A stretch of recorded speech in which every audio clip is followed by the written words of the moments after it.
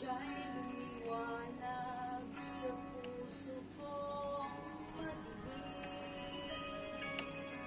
Sa panganib buhay ko'y hinahawakan.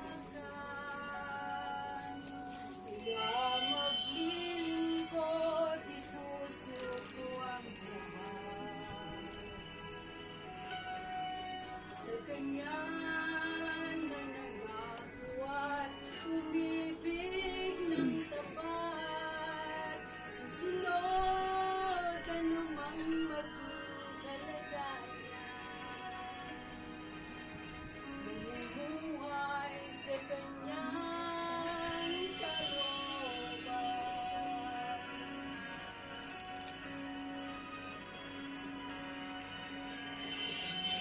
Ang lahat na pang kasapatan,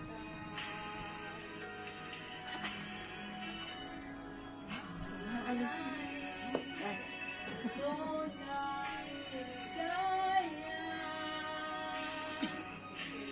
usap ang daming ko'y tumaas.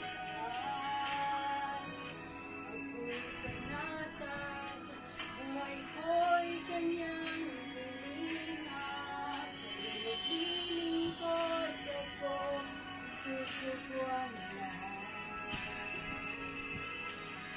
sa Kanya na nangako at umibig ng tapat. Susunod anumang maging kalagayan, mamumuhay sa Kanyang kalooban.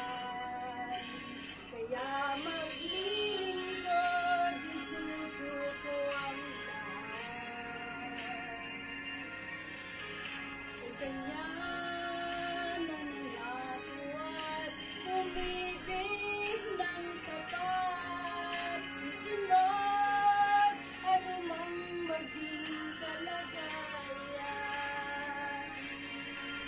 mamumuhay sa Kanyang kalooban. Kaya maglilingkod, isusuko ang lahat sa Kanya na nangako at umibig ng tapat. Susunod anumang maging kalagayan, mamumuhay sa Kanyang kalooban. Mamumuhay sa Kanyang kalooban.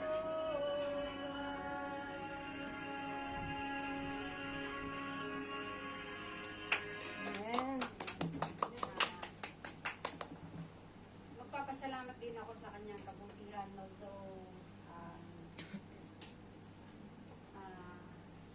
nandun pa rin yung sakit na nararamdaman ko, but then I thank God kasi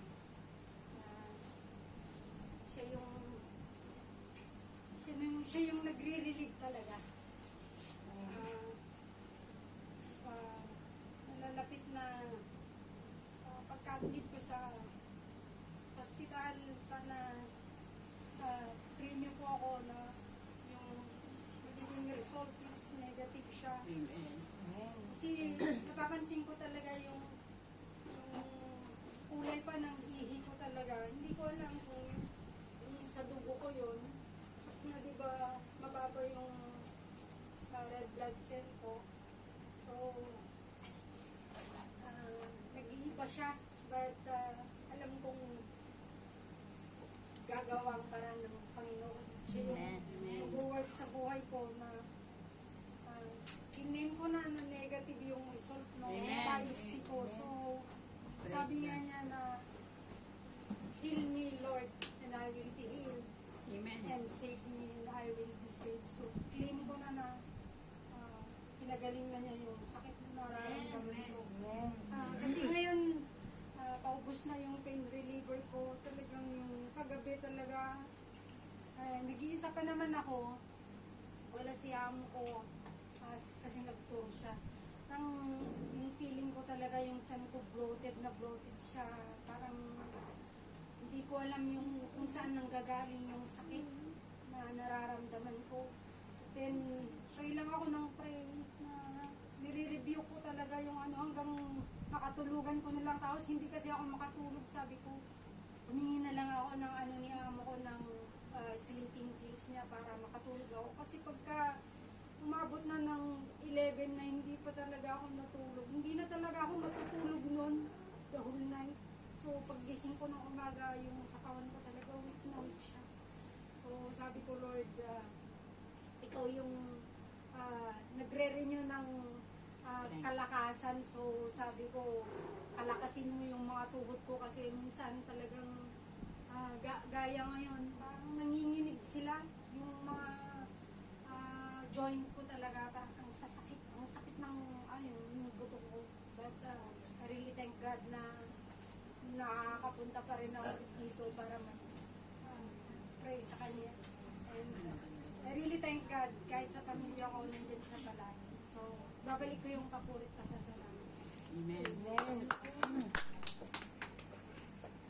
Praise God. Salamat po sa buhay ng ating kapatid na si Sister Evelyn Lahola.